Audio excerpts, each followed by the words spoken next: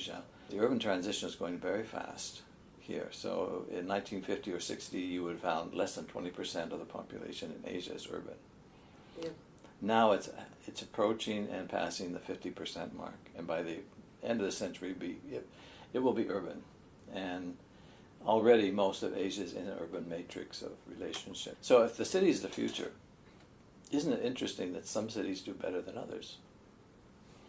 Same country, same context, roughly same national or larger scale culture, and yet everybody knows. You go to any country and you can ask, oh yeah, what are the progressive cities? Da da da. What are the ones that are not progressive? Da da da.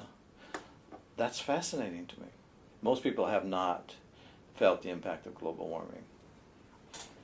But if they don't do something now, it will be terrible. Just today, I read that Jakarta is flooding again, and will probably be worse than the last huge flood. It's chronic. Every year, the major cities in Southeast Asia, not talking about Singapore, but most of them will flood. They know it, it's going to happen, and yet there's no solution. Because the solutions are too partial and too physical. Yeah. So we're working on how do communities themselves engage in disaster preparedness, resilience, and so forth. You see, that's what comes to progressive cities. Some cities actually don't evict people. They work with them to help them stay there. Yeah. And other cities just evict them. Right? Some cities stop the mega projects that are doing this, and other cities don't.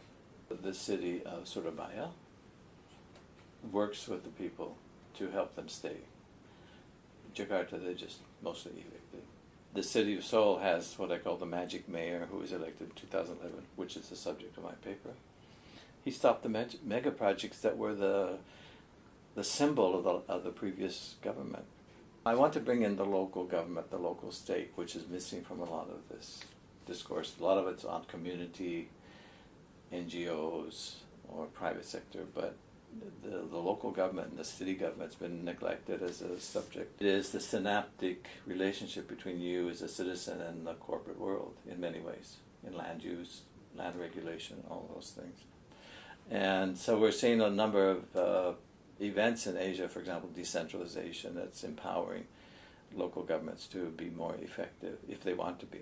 But they're not always. They can be in the back pocket of business world too. They can be very reactionary or they can be very progressive.